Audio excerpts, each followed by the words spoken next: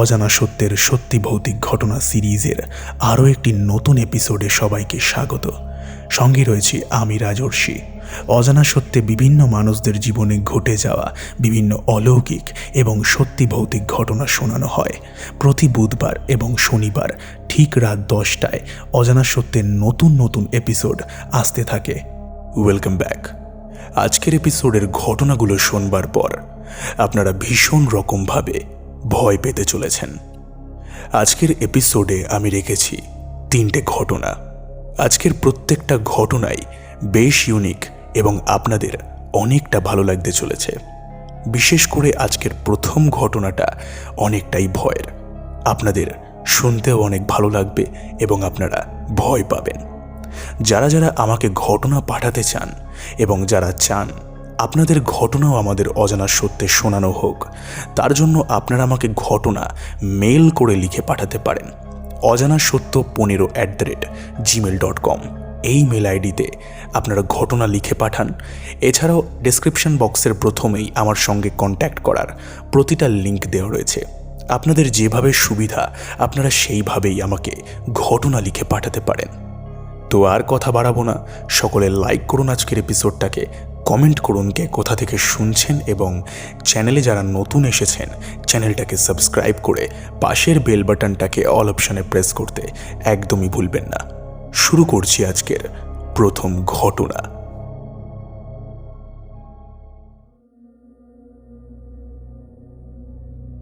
ঘটনা লিখে পাঠিয়েছেন রেশমি বিশ্বাস। তিনি যেরকম করে লিখেছেন আমি সেরকম করেই পড়ে শোনাচ্ছি। নমস্কার দাদা, আমি রেশমি বিশ্বাস। কেমন আছো তুমি? আশা করছি ভালোই আছো। অনেকদিন পরে আরও একটা ঘটনা নিয়ে আমি হাজির হলাম। এর আগেও আমি তোমাকে ঘটনা পাঠিয়েছি, ঘটনা লিখে পাঠিয়েছি এবং সেই ঘটনা তুমি অজানা সত্যে শুনিয়েছিলে। এখন যে ঘটনাটা আমি তোমাকে লিখছি, এই ঘটনাটা শোনার পর আমি রীতিমতো ভয়ে কেঁপে উঠেছিলাম। ঘটনাটা আমার কাকিমার মুখ থেকে শুনেছি, যেটা কাকিমার মামার বাড়ি অর্থাৎ কোনো একটি গ্রামে ঘটনাটা ঘটেছে। বিশেষ কারণে আমি গ্রামের নামটা নিচ্ছি না। যাই হোক, মূল ঘটনায় আসি। কাকিমার মামার বাড়ি যেই পাড়ায় ছিল সেই পাড়াটা মোটেও ভালো নয়। প্রত্যেকেই প্রত্যেকের ক্ষতি করতে ব্যস্ত। পাড়াটায় কেউ ওঝা, কেউ তান্ত্রিক, আবার কেউ বান মারতে জানে। এই সব মানুষজন নিয়ে ওই পাড়া পুরো ভর্তি। বাড়ির টিনের চালে তারা ঢিল ছুঁড়ে মারত, আবার বাড়ির ভেতরে থাকা ফুল গাছগুলোকে ছিঁড়ে দিত। হয়তো আমার কাকিমার মায়েরও এইসব জিনিসের মধ্যে কিছু না কিছু জ্ঞান রয়েছে, নইলে ওই পরিবেশে তো বেঁচে থাকাটাও সমস্যা। কাকিমার বাবা মাকে আমি এই ঘটনায় দাদু এবং দিদা বলে সম্বোধন করলাম। দাদুর নিজস্ব একটা জমি ছিল। সেই জমিতে দাদু চাষবাস করতেন। দাদুর জমিটা বেশ ভালোই বড় ছিল, তাই সেই জমিতে দাদুর সঙ্গে আরও 3 জন চাষ করতেন। কারণ দাদু কখনো একা অত বড় জমি সামলে উঠতে পারবেন না। রাতের বেলায় আবার জমি পাহারাও দিতে হতো। দাদু এবং সেই 3 জন সবাই নিজেদের মধ্যে সেটা হিসেব করে নিতেন যে কে কোন দিন রাতের বেলায় জমি পাহারা দেবে। এবার এখানে যেই 3 জন কাজকর্ম করে তাদের নামটা তোমাকে জানাই। একজনের নাম কেলে, আর একজনের নাম উৎসব, আর আরেকজনের নাম হচ্ছে বিকু। একদিন সকালে প্রতিবারের মতো 4 জন মিলে চাষবাস করতে যায় এবং সেই দিন রাতে পাহারা দেওয়ার কথা ছিল বিকুর। বিকু সেদিন রাতে পাহারা দেওয়ার জন্য জমির সামনে আসে এবং জমির পাশে থাকা একটা বাতাবি লেবু গাছের তলায় বসে পড়ে।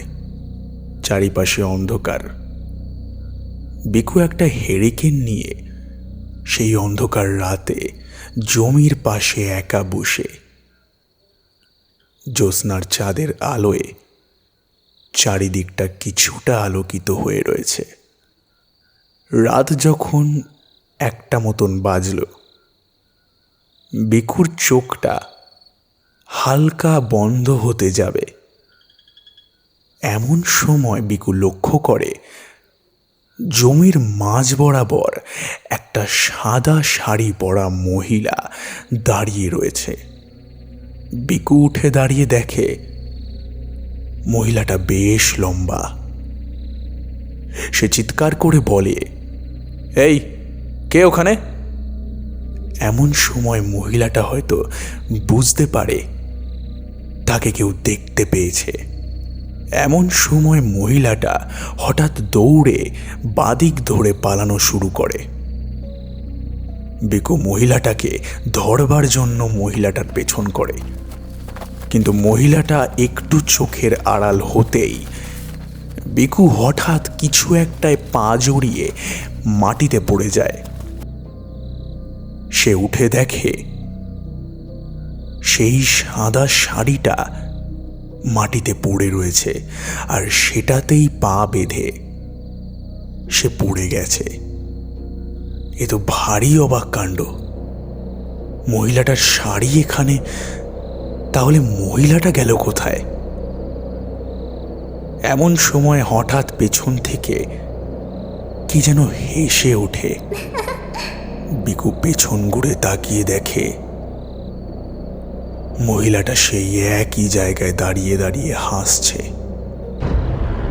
ঘোমটা দেওয়া অবস্থায় বিকুর দিকে ফিরে দাঁড়িয়ে রয়েছে।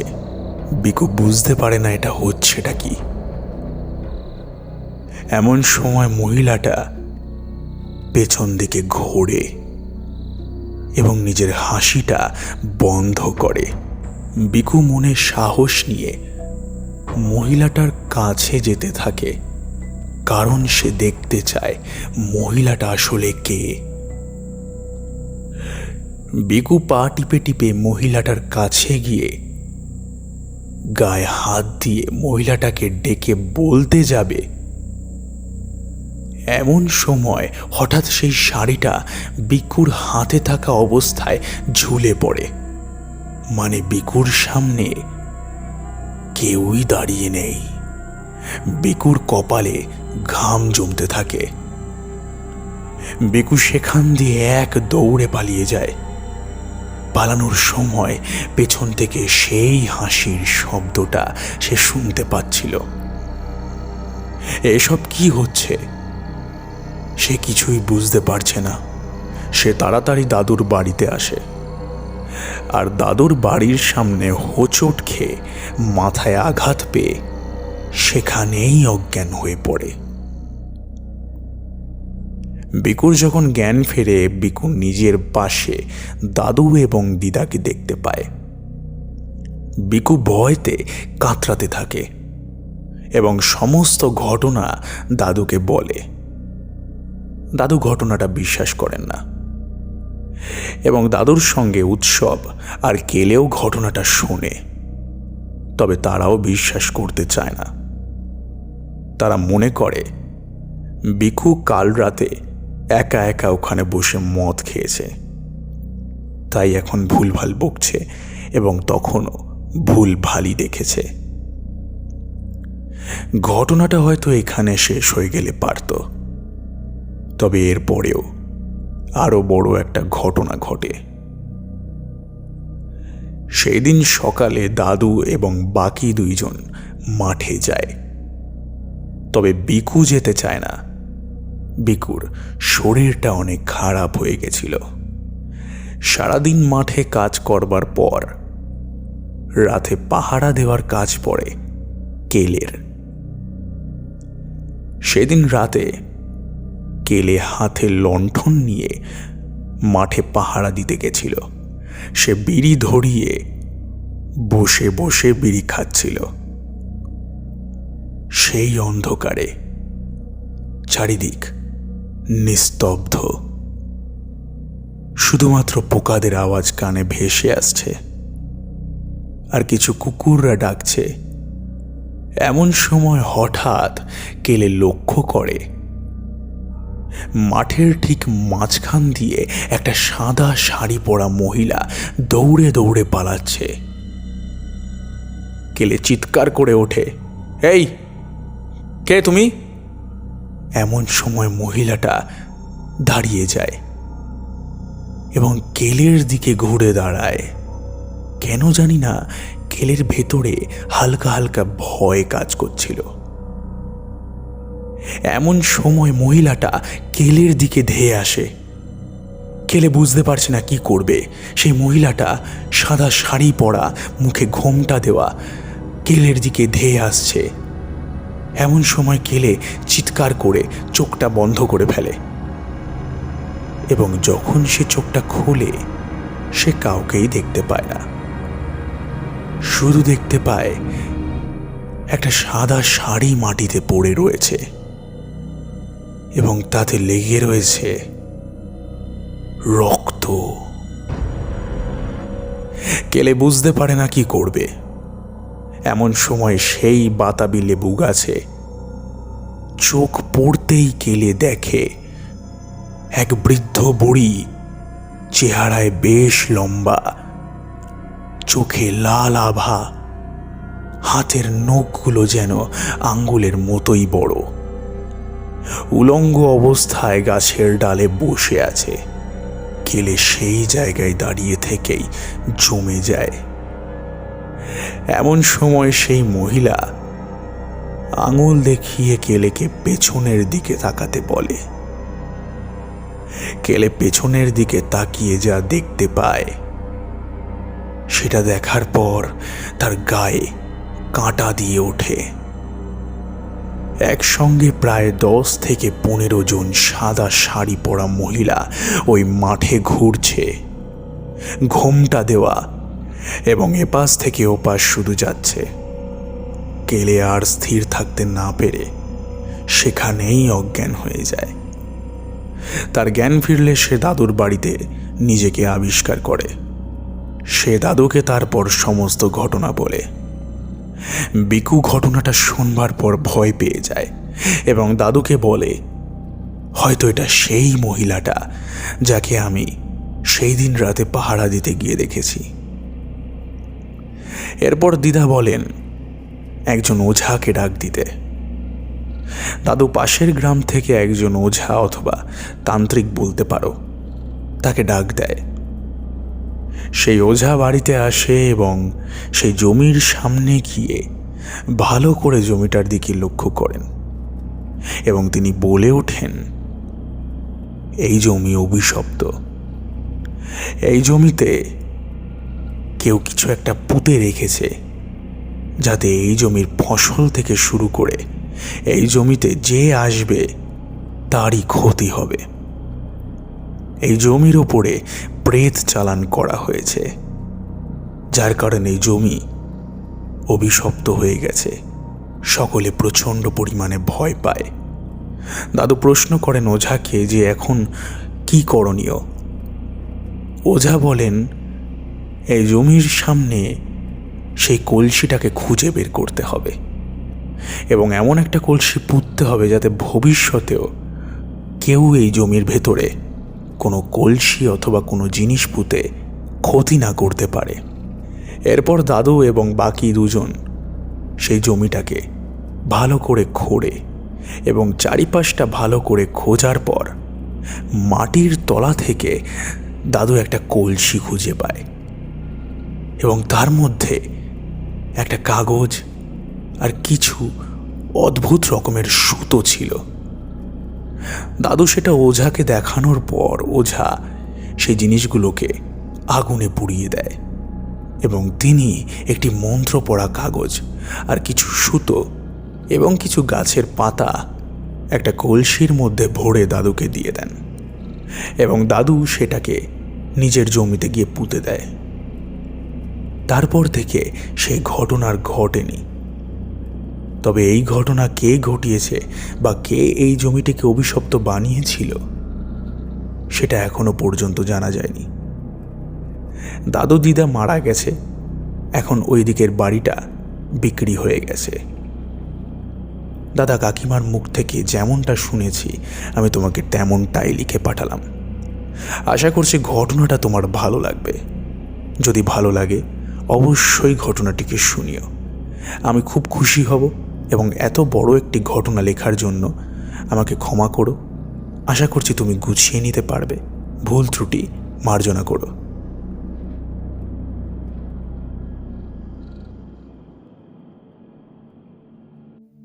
খুবই অসাধারণ এবং খুবই বড় একটি ঘটনা আমরা শুনে নিলাম। এই ঘটনাটা আপনাদের কেমন লেগেছে আপনারা কিন্তু কমেন্ট করে জানাতে একদমই ভুলবেন না। এই ঘটনাটা পার্সোনালি আমার খুব ভালো লেগেছে এবং এই ঘটনাটা বেশ ইউনিক। আপনারা কিন্তু আপনাদের মতামত কমেন্টে জানাতে ভুলবেন না। এরকম আরও ঘটনা আমরা শুনতে পারবো, আরও ইউনিক ঘটনা আমাদের অজানা সত্যে শোনানো হবে। তার জন্য আপনাদেরকে অনেক ভালো ভালো ঘটনা পাঠাতে হবে এবং বেশি করে এপিসোডগুলোকে শেয়ার করতে হবে বন্ধুদের মাঝে, যাতে অজানা সত্য আরও ছড়িয়ে পড়ে এবং অনেক মানুষেরা এই পরিবারের সঙ্গে পরিচয় করতে পারে। তারাও যাতে ঘটনা পাঠাতে পারে এবং তাদের ঘটনাও যাতে এই অজানা সত্যে শোনানো হয় সেই ব্যবস্থাও আমি করে দেব। চলে যাব এবার আমরা আজকের দ্বিতীয় ঘটনায়। শুরু করছি দ্বিতীয় ঘটনা।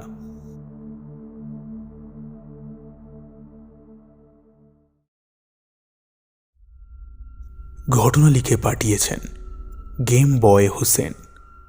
সে যেরকম করে ঘটনাটা লিখেছে আমি সেরকম করেই ঘটনাটা পড়ে শোনাচ্ছি। হ্যালো রাজর্ষিদা, কেমন আছো? আশা করছি তুমি ভালোই আছো। বাংলাদেশের অবস্থা খুবই খারাপ, সেটা তুমি জানোই। আমি বাংলাদেশ থেকেই লিখছি এবং এই ঘটনাটা আমি তোমার সঙ্গে শেয়ার করলাম। ঘটনাটা আমার শোনা ঘটনা। আমি যেমনটা শুনেছি আমি তোমাকে তেমন করেই লিখে পাঠাচ্ছি। একবার আমি আপুর বাসায় বেড়াতে গেছিলাম। আপুদের এলাকায় মানুষের বসতি কম, তো আমার একটা অভ্যেস আছে, রাতে একা একা আমি হাঁটাহাঁটি করি। একদিন রাতের বেলায় আমার ঘুম আসছিল না, তাই আপুদের এলাকার মসজিদের পাশে দিঘির পাড়ে আমি একা বসেছিলাম। এমন এক সময় মসজিদের ইমাম এসে আমাকে বলেন, কিরে, এত রাতে এখানে কেন এসেছিস? আমি তখন বলে উঠি, আসলে ঘুম আসছিল না, তাই বসে রয়েছি। উনি বলেন, এখানে কিন্তু রাতে জিনেরা চলাফেরা করে, একা একা কেউ আসলে ওরা কিন্তু ডিস্টার্ব করে। এমন কথা শুনবার পর আমার কৌতূহল হয়। আমি বলে উঠি, আচ্ছা আপনি কি দেখেছেন কখনো?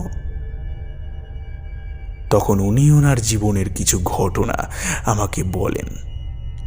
ওনার ভাষায় আমি ঘটনাটা বলছি। আমি ঢাকার একটা মাদ্রাসায় পড়াশুনো করেছি। আমি হোস্টেলে থেকে পড়াশুনো করতাম।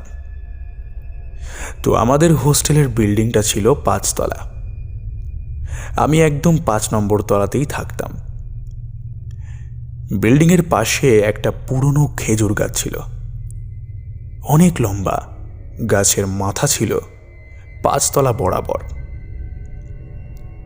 আমাদের নিয়ম ছিল রাতে তাড়াতাড়ি ঘুমাতে হবে, সকালে তাড়াতাড়ি উঠে এখান থেকে যেতে হবে। তো একদিন আমরা সবাই শুয়েছি। আমার ঘুম আসছিল না।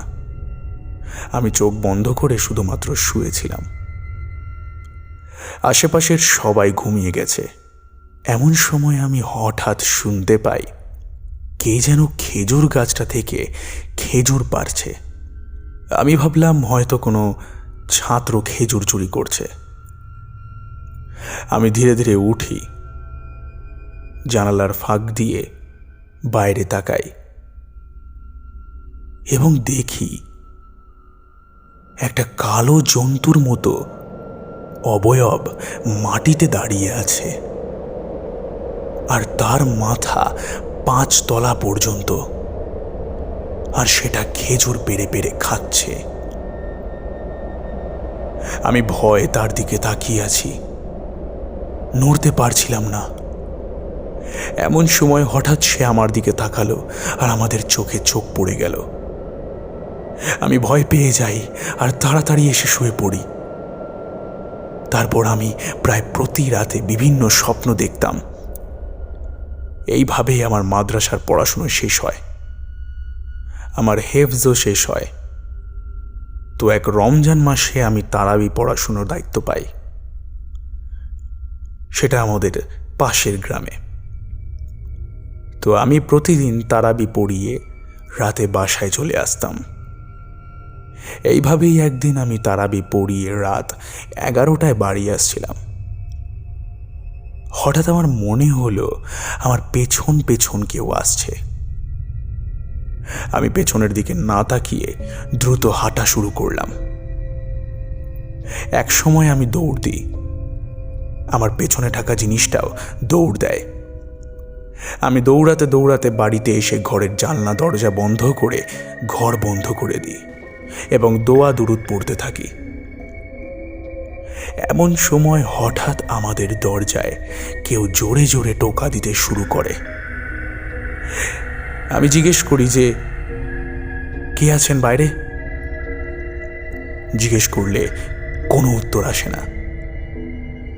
আমার মা দরজা খুলতে যায়, আমি মাকে বারণ করি। তারপর দরজায় আরো জোরে জোরে ধাক্কানোর আওয়াজ আসতে থাকে।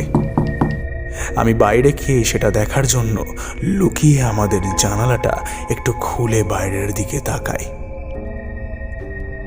দেখি অনেক লম্বা একটা লোক, যার মাথা চালের ওপরে। দেখা যাচ্ছে না তাকে, শুধু তার পাটা দেখা যাচ্ছে। লোকটা সাদা পাঞ্জাবি পরা। আমি সেই দৃশ্য দেখার পর জোরে জোরে দোয়া দুরুদ পড়তে থাকি এবং একটা সময় সেটা চলে যায়। এরপর আমি আর সেই রমজানে তারাবি পড়াইনি। এইভাবে মাঝে মাঝে ডিস্টার্ব করত, এখনো করে। আমি রাতের বেলায় মসজিদে তাহাজ্জুদ নামাজ পড়তে আসলে আমার মনে হয় আমার পেছনে অনেকে নামাজ পড়ছে। জামাতে নামাজ পড়ালে যেমন অনুভূতি হয় তেমন। মাঝে মাঝে মসজিদের রাস্তায় দেখি অনেক সাপ বসে থাকে। আবার রাতে কেউ আমার রুমের চালে টোকা দেয়। এইভাবেই দিন কাটে। এই ছিল ইমাম সাহেবের সঙ্গে ঘটে যাওয়া ঘটনা। অনেক রাত হয়ে যায় ওনার সাথে আড্ডা দিতে দিতে। আমারও ভয় ভয় লাগতে শুরু করে। এরপর আমি বাসায় চলে আসি। দাদা, এটাই ছিল ঘটনা। কেমন লাগলো অবশ্যই জানিও এবং ঘটনাটা পড়ে শুনিও। ভালো থেকো।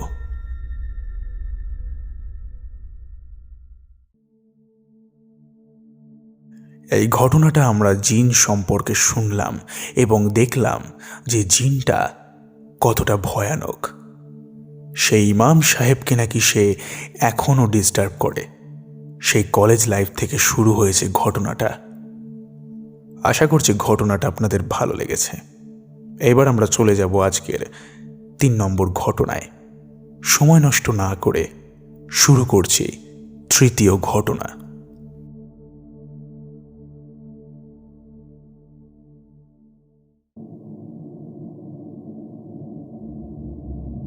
ঘটনা লিখেছেন দেবজ্যোতি সরকার।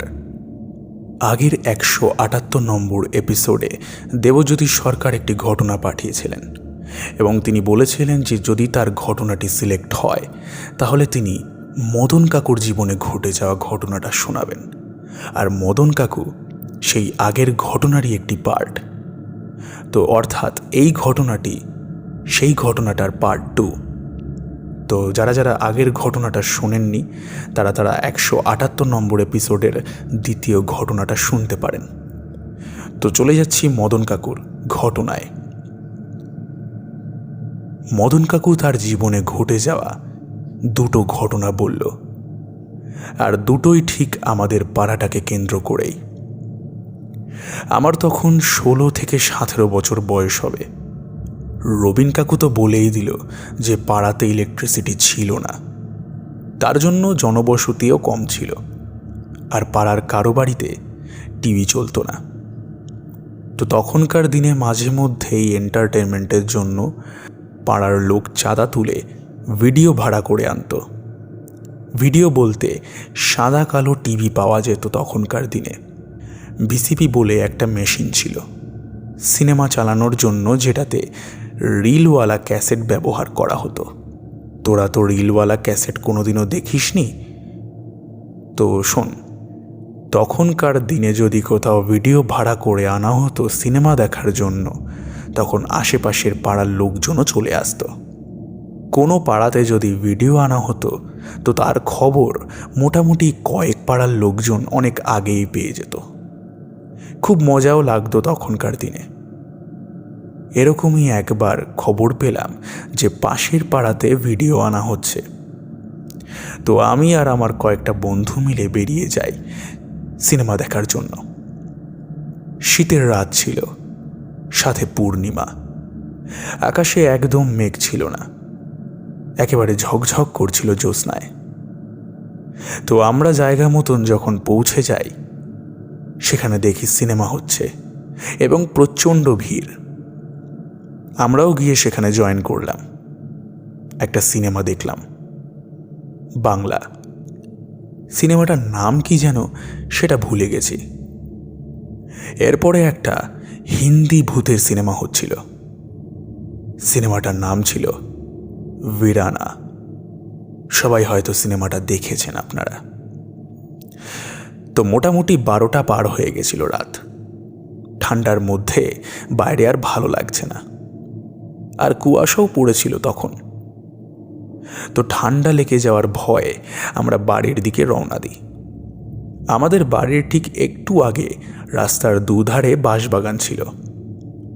সেই বাঁশবাগানটা প্রায় অনেকটা রাস্তা জুড়েই ছিল। দিনের বেলা জায়গাটাতে সূর্যের আলো সেভাবে পড়তো না, আর রাতে তো একদমই অন্ধকার হয়ে থাকতো। তো আমরা বাগানের কাছাকাছি যখন এসে গেছি, তখন আমি আর আমার বন্ধুরা দেখতে পেলাম বাগানটা যেখান থেকে শুরু হচ্ছে ওখানে কয়েকটা কলার গাছ ছিল, আর ওখানে একটা বাঁশ ঝুঁকে ছিল। আর সেই ঝুঁকে থাকা বাঁশটার উপরে একজন দাঁড়িয়ে রয়েছে। জায়গাটা অনেকটা উঁচুতে ছিল, আর সেখানে জ্যোৎস্নার আলো পড়েছিল, তাই পরিষ্কার দেখতে পেলাম জিনিসটা নড়ছে। সবার আগে আমি পেছনে ঘুরে যেখান থেকে এসেছিলাম সেই দিকে দৌড় মারলাম। কিছুক্ষণ দৌড়ানোর পর দেখি আমার বন্ধুরাও আমার পেছন পেছন দৌড়াচ্ছে। তারপর কিছু দূর আমরা দৌড়ানোর পর প্ল্যান করলাম, এই মুহূর্তে তো বাড়ি যাওয়াই যাবে না, চলো বরং সিনেমার ওখানে যাই, ওখানে লোকজন আছে। তারপর আর কি, আমরা সিনেমার ওখানে চলে যাই।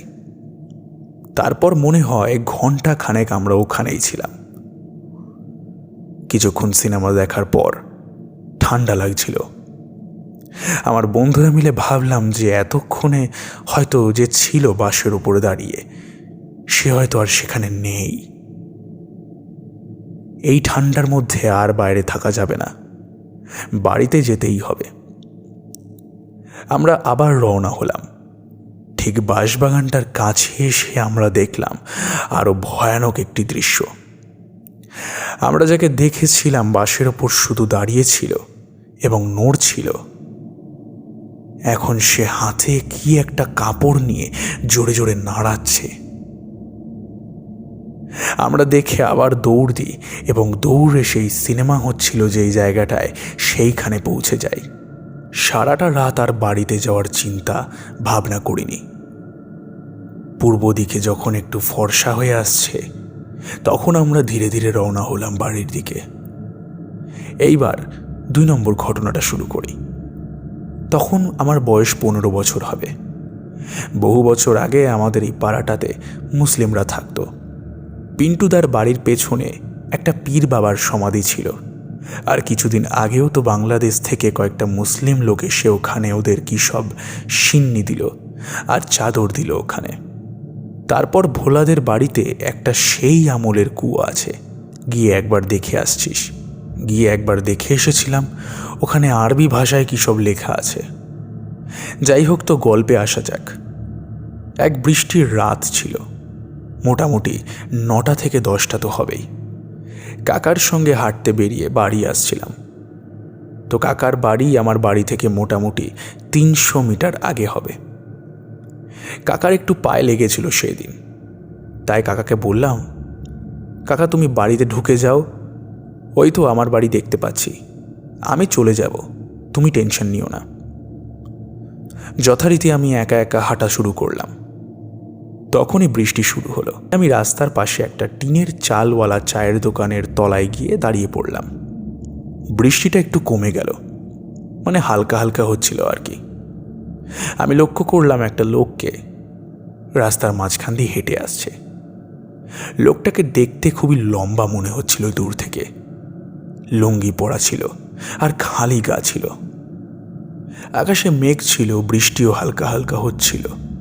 আর অন্ধকারের মধ্যে যেটুকু দেখা যায় আর কি, সেইটুকুই আমি বললাম। দূর থেকে ওই লোকটাকে একটু লম্বা লাগছিল, কিন্তু লোকটা যখনই কাছে এলো ওনাকে দেখে আমার হাত পা সব জমে গেছিল ভয়। ওনাকে এর আগে আমি কখনো দেখিনি। মানুষ লম্বা হয় ঠিক আছে, কিন্তু ওনার হাইট কি বলবো, আমি ওনার হাঁটুর লেভেলে ছিলাম। লোকটার মাথায় টাক ছিল আর লম্বা লম্বা দাড়ি ছিল, আর ওনার বগলে কিছু একটা ছিল যেটা আমি বুঝতে পারিনি অন্ধকারে। লোকটা যখন আমার পাশ দিয়ে হেঁটে চলে গেল, পায়ের কোনো আওয়াজ শুনতে পেলাম না আমি ওনার দিকে তাকিয়েছিলাম। আর এটা হতে পারে না যে উনি আমাকে দেখেননি। আমি সেখানে দাঁড়িয়েছিলাম 100% শিওর উনি আমাকে দেখেছেন। কিন্তু কি আশ্চর্য, একটা ফোঁটা কোনো শব্দ তিনি করলেন না, এবং তার পা দিয়ে কোনো শব্দও বেরোচ্ছে না যে তিনি হেঁটে হেঁটে চলে যাচ্ছেন। আর আমারও ভয়ে মুখ দিয়ে কিছু বের হয়নি। উনি আমাকে ক্রস করে যাওয়ার পর আমি এক দৌড়ে বাড়ি আসি। দরজা ধাক্কা দিতে দেখি দাদু জেগেই ছিল। আমার দেরি হওয়ার কারণে তিনি দরজার কাছেই দাঁড়িয়েছিলেন। আমাকে ওই অবস্থায় দেখে তিনি জিজ্ঞাসা করলেন যে কি হয়েছে আমার সঙ্গে। আমি দম নিলাম, তারপরে বললাম, আমি এরকম একটি জিনিস দেখেছি দাদু। লোকটা এতটাই লম্বা যে আমি ওনার হাঁটুর হাইটে ছিলাম। দাদু বলল, তুই কি ভয় ঠয় পেয়েছিস? আমি বললাম, মোটামুটি। দাদু বলল, দেখ, ও কারো কোনোদিন কোনো ক্ষতি করে না, শুধু মাঝে মধ্যেই এরকম রাত করে হেঁটে যায় রাস্তা দিয়ে। তোর আগেও অনেকে ওই লোককে দেখতে পেয়েছে। তারপর দাদু তামার পয়সা পুড়িয়ে জলে দিয়ে সেই জল আমাকে খাওয়ালো। তারপর আমি শুয়ে পড়লাম। আমি আরেকটু যখন বড় হই, যখন আমার সাহস হয়, তখন আমি কয়েকবার রাস্তায় আমি ওয়েট করেছিলাম ওনাকে দেখার জন্য, কিন্তু ওনার সঙ্গে আমার আর কোনোদিনও দেখা হয়নি। তারপর ইলেকট্রিসিটি চলে আসে, রাস্তাঘাটে লাইট পড়ে, আর তারপর থেকে আর কেউ ওনাকে কোনোদিনও দেখিনি। ঘটনাটা কেমন লাগলো জানিও।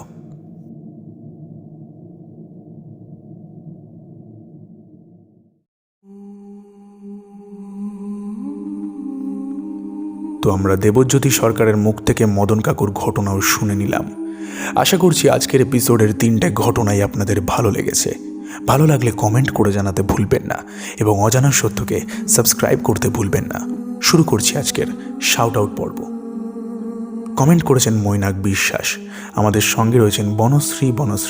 কমেন্ট করেছেন তিস্তা, আমাদের সঙ্গে রয়েছেন ওয়াইটি কিং। সোমনাথ দাস কমেন্ট করেছেন অমিত ভট্টাচার্য, আমাদের সঙ্গে রয়েছেন বিশ্বজিৎ দাস। কমেন্ট করেছেন এমডি মঞ্জু, আমাদের সঙ্গে রয়েছেন স্বপ্না বজাল, তাপস লেট, অনেস্টেবল, বিদাস এফএফ, চুমকি ঘোষ। কমেন্ট করেছেন গীতা গোস্বাম, আমাদের সঙ্গে রয়েছেন তানিয়া মল্লিক, আমাদের সঙ্গে রয়েছেন এমডি শাহাদাত। কমেন্ট করেছেন স্বপ্না বজাল। সকলকে অসংখ্য পরিমাণে ধন্যবাদ কমেন্ট করবার জন্য। আশা করছি আজকের এপিসোডের প্রেজেন্টেশন আপনাদের ভালো লেগেছে এবং ঘটনাগুলো শুনতেও আপনাদের ভালো লেগেছে। দেখা হচ্ছে আবার পরের এপিসোডে। ততক্ষণের জন্য stay happy and stay safe এবং যুক্ত থাকুন আমাদের অজানা সত্যের সঙ্গে, কারণ অজানা সত্য মানেই রহস্যের এক অন্য দুনিয়া।